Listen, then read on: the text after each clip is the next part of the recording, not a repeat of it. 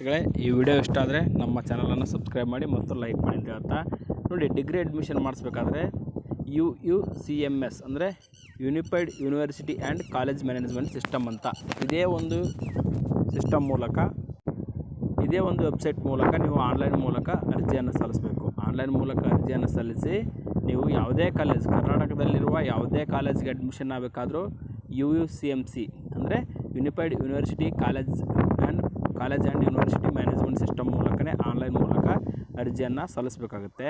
ಆದರೆ ಭಾಳಷ್ಟು ವಿದ್ಯಾರ್ಥಿಗಳು ಕೇಳ್ತಿದ್ರೆ ಆಲ್ ಓವರ್ ಕರ್ನಾಟಕ ರಾಜ್ಯದಲ್ಲಿ ಈ ಒಂದು ಡಿಗ್ರಿ ಅಡ್ಮಿಷನ್ ಪ್ರೋಸೆಸ್ ಯಾವಾಗ ಸ್ಟಾರ್ಟ್ ಆಗುತ್ತೆ ಅಂತ. ನೋಡಿ ವಿದ್ಯಾರ್ಥಿಗಳೇ, ಡಿಗ್ರಿ ಅಡ್ಮಿಷನ್ ಪ್ರೋಸೆಸ್ಸು ಜುಲೈಲಿಂದ ಪ್ರಾರಂಭ ಆಗೋ ಸಾಧ್ಯತೆ ತುಂಬ ಇದೆ. ಯಾಕೆ ಜುಲೈಲಿಂದ ಡಿಗ್ರಿ ಅಡ್ಮಿಷನ್ ಪ್ರೋಸೆಸ್ ಸ್ಟಾರ್ಟ್ ಆಗುತ್ತೆ ಅಂದರೆ ನೋಡಿ, ಜೂನ್ 24ರಿಂದ ಇದೇ ತಿಂಗಳು ಜೂನ್ 24ರಿಂದ ಸೆಕೆಂಡ್ PUC ಎಕ್ಸಾಮ್ 3 ಇದೆ. ಯಾವುದು? ಸೆಕೆಂಡ್ PUC ಎಕ್ಸಾಮ್ 3 ಅಂದರೆ ಈಗ PUC ಮತ್ತು SLC ಎಕ್ಸಾಮನ್ನು 3 ಮಾಡಿದ್ದಾರೆ. ಈಗ ಆಲ್ರೆಡಿ PUC 1 ಎಕ್ಸಾಮ್ ಆಗಿದೆ, second PUC exam 1, second PUC exam 2, second PUC exam 3 ಆಗಬೇಕಾಗಿದೆ.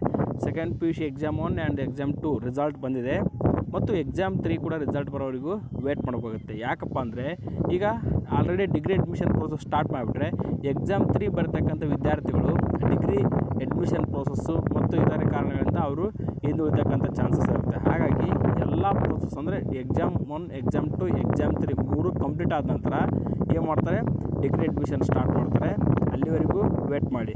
ಅದಕ್ಕಿಂತ ಮುಂಚೆ ಏನಾದರೂ ಅಪ್ಡೇಟ್ ಬಂದರೆ ನಿಮಗೆ ತಿಳಿಸ್ಕೊಡ್ತೀವಿ. ಬರಲ್ಲ ಅನಿಸುತ್ತೆ. ಆಲ್ಮೋಸ್ಟು ಜೂನ್ 24ರಿಂದ ಜುಲೈವರೆಗೂ, ಜುಲೈ ಫಸ್ಟ್ ವೀಕ್ವರೆಗೂ ಎಕ್ಸಾಮ್ ಇದೆ. ತದನಂತರ ಜುಲೈ ಸೆಕೆಂಡ್ ವೀಕಲ್ಲಿ ರಿಸಲ್ಟ್ ಬರುತ್ತೆ. ಜುಲೈ 15 ಅಥವಾ 16 ಆಫ್ಟರ್ ಈ ಒಂದು ಸೆಕೆಂಡ್ PUC ಎಕ್ಸಾಮ್ 3ದು ರಿಸಲ್ಟ್ ಬರುತ್ತೆ. ತದನಂತರ ಡಿಗ್ರಿ ಅಡ್ಮಿಷನ್ ಸ್ಟಾರ್ಟ್ ಆಗುತ್ತೆ. ಅದಕ್ಕಿಂತ ಮುಂಚೆ ಏನಾದರೂ ಬಂದರೆ ಅಪ್ಡೇಟ್ ತಿಳಿಸ್ಕೊಡ್ತೀವಿ. ಅದಕ್ಕಾಗಿ ಸಬ್ಸ್ಕ್ರೈಬ್ ಮಾಡಿ ಅಂತ ಹೇಳ್ತಾ thank you for watching this video.